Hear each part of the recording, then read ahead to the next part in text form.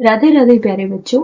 आज हम chapter 1 real numbers की एक्सरसाइज 1.2 का कंप्लीट रिवीजन करने वाले हैं।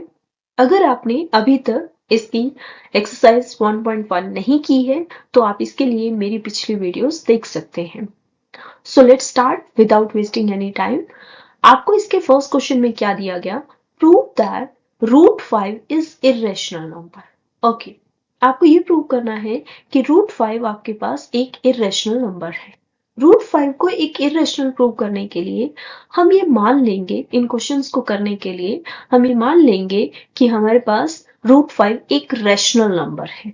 Let us assume that √5 is a rational number. अब रैशनल नंबर अगर ये है तो हम क्या कहेंगे कि √5 को हम कैसे लिख सकते हैं? It's equal to a divided by b। a divided by b क्योंकि रैशनल नंबर कौन से होते हैं जो a डिवाइड बाय b की फॉर्म में लिखे जा सकते हैं, जहां पे a और b आपके कैसे नंबर हैं? को प्राइम। को प्राइम का मतलब क्या है? को प्राइम का मतलब होता है कि जिनके 1 के अलावा और कोई भी कॉमन फैक्टर नहीं है। और b आपका किसके इक्वल नहीं होगा? 0 के। Okay, a divided by b की फॉर्म में हम इसे लिख रहे हैं। a और b कैसे नंबर हैं? को प्राइम। को प्राइम लाइक अगर हम एग्जांपल लें तो 2 और 3 आपके कैसे नंबर्स हैं? को प्राइम है, क्योंकि इनका कॉमन फैक्टर आपके पास 1 के अलावा कोई भी नहीं है। जैसे अगर हम 2 और 4 लें तो इनका कॉमन फैक्टर क्या है? हमारे पास 2 है। ओके, 1 भी एक कॉमन फैक्टर है इसका। सो हमें ए और बी कैसे मिलने चाहिए? यहाँ पे को प्राइम नंबर मिलने चाहिए। अब हम क्या करेंगे? हमारे पास √5 a डिवाइडेड बाई b की फॉर्म में है, तो हम इसको कैसे लिखेंगे? √5 अगर क्रॉस मल्टीप्लाई कर ले तो √5 टाइम्स b वो किसके इक्वल हो जाएगा? a की।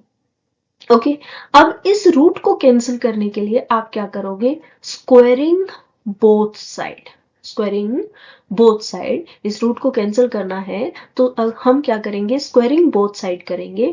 और स्क्वायरिंग बोथ साइड करने के बाद आपको क्या मिलेगा? √5b whole square equal a square. Okay, अब हमारे पास क्या आया कि ए स्क्वायर इक्वल, अगर हम √5 की √5 से मल्टीप्लाई करते हैं तो वो कितना आ जाएगा? हमारे पास 5, और b का स्क्वायर क्या होगा? b स्क्वायर हो जाएगा। तो इधर से हमें क्या मिला कि ए स्क्वायर इक्वल 5b स्क्वायर। ए स्क्वायर इक्वल 5b स्क्वायर। अब हम क्या करेंगे? हमारे पास ए स्क्वायर जो है वो किसके इक्वल आ गया? 5b स्क्वायर के। इसका मतलब क्या है? इसका मतलब ये हुआ कि a square equal 5 times b square. इसका मतलब a स्क्वायर हमारे पास 5 का मल्टीपल हो गया। और कोई भी नंबर जो 5 का मल्टीपल होगा तो वो किससे डिविजिबल होगा? 5 से। सो हम क्या कह सकते हैं? देयरफॉर हमारे पास a square is divisible by 5। A square किससे डिविजिबल हो गया? 5 से डिविजिबल हो गया। अगर a स्क्वायर 5 से डिविजिबल है तो आप ये कहोगे therefore a is also divisible by 5। a is also divisible by 5। a आपका 5 से डिविजिबल हो गया।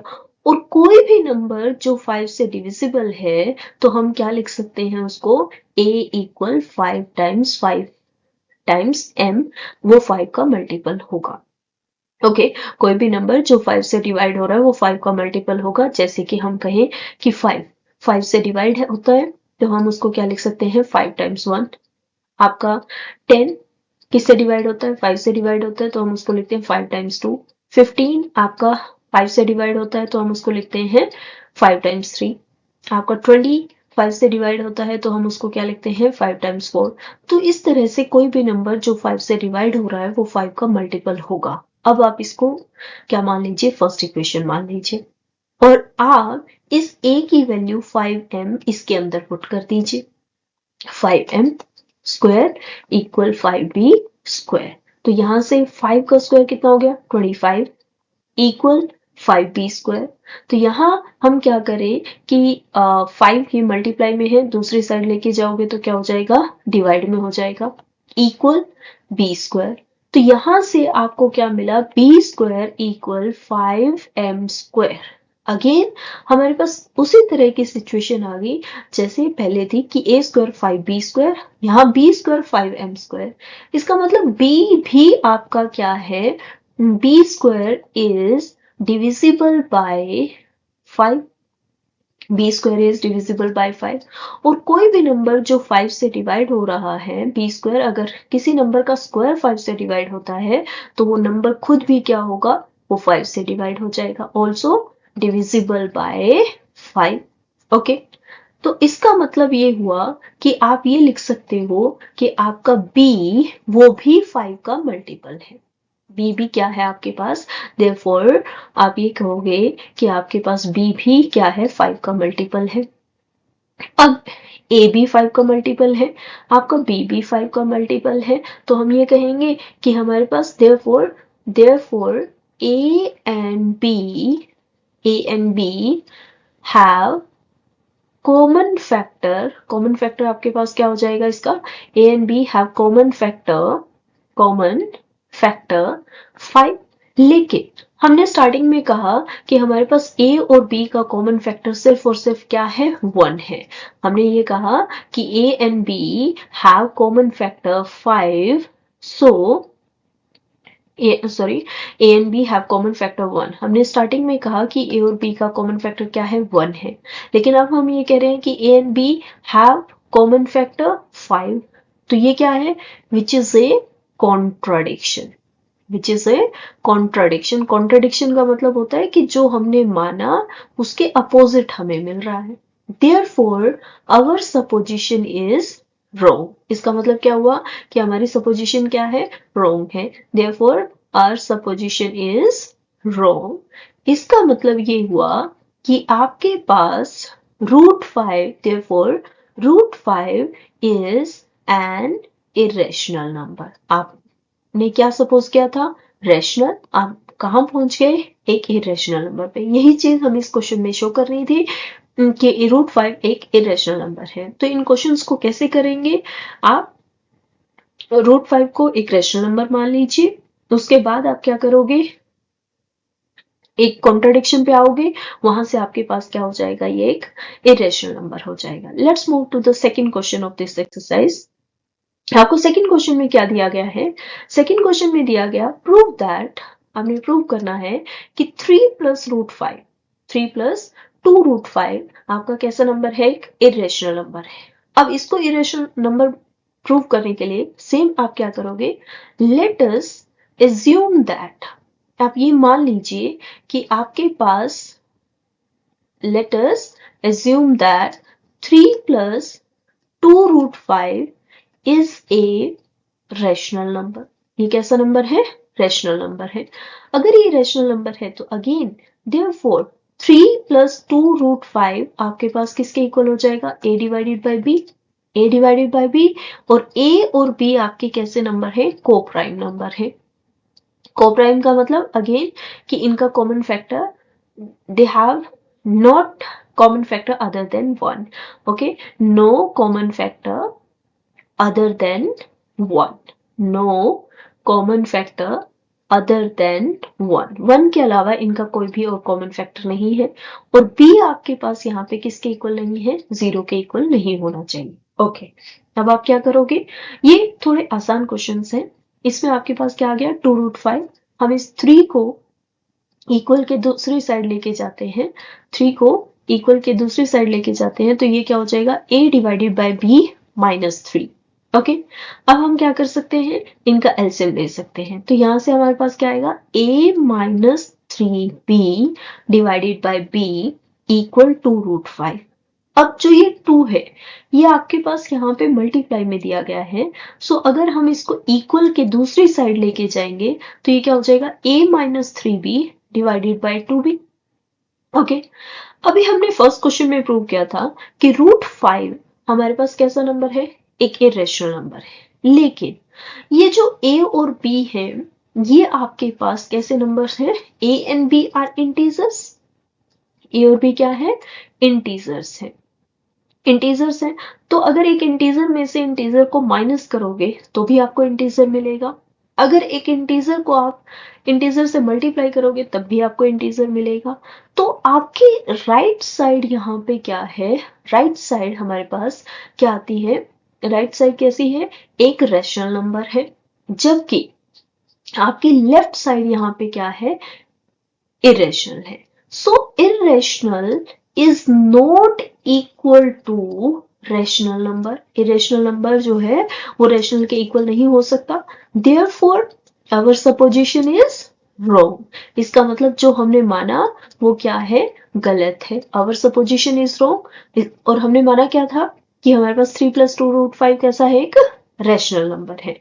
Our supposition is wrong, hence आप ये कहोगे कि आपके पास 3 + 2√5 is a rational, is a irrational number, is an irrational number. Okay, यही चीज हमें इस क्वेश्चन में प्रूव करनी थी। Now let's move to the third question of this exercise. And third question में आपको क्या दिया गया है, आपने ये प्रूव करना है कि ये आपके पास irrational numbers हैं। Prove that the following are irrational. Same आपकी कंप्लीट एक्सरसाइज में यही चीज आपको करनी है कि आपने ये प्रूव करना है कि ये irrational numbers हैं। irrational प्रूव करने के लिए आप क्या करोगे, आपने फर्स्ट क्वेश्चन को उठाना है इसके, जो क्या दिया गया है, 1/√2। पूरी एक्सरसाइज में आपका कंसेप्ट वही है, इरेशनल प्रूव करना है।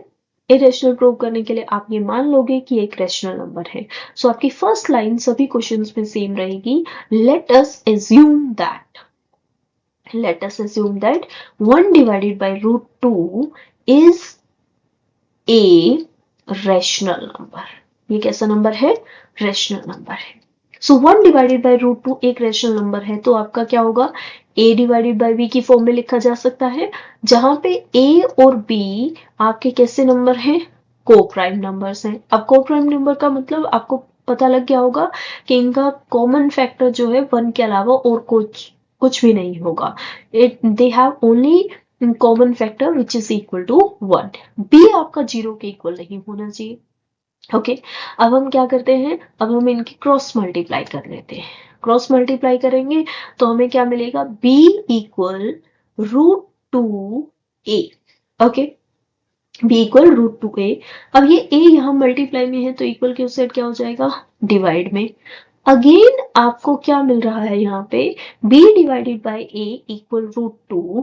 अब a और b आपके इंटीजर्स हैं, तो आपकी यहाँ पे लेफ्ट साइड तो कैसी है, एक रैशनल नंबर है, जबकि √2 की बात करें तो वो कैसा नंबर होता है, एक इरेशनल नंबर होता है। और रैशनल और इरेशनल कभी इक्वल नहीं हो सकते, इसीलिए आप यहाँ क्या कहोगे, our supposition is wrong. Therefore, our supposition is wrong. Hence, आपका 1/√2 वो कैसा होगा, is an irrational number। यही चीज आपने इस क्वेश्चन में प्रूव करनी है। Let's move to the second part of this question. Second part आपके पास क्या दिया गया है, 7√5।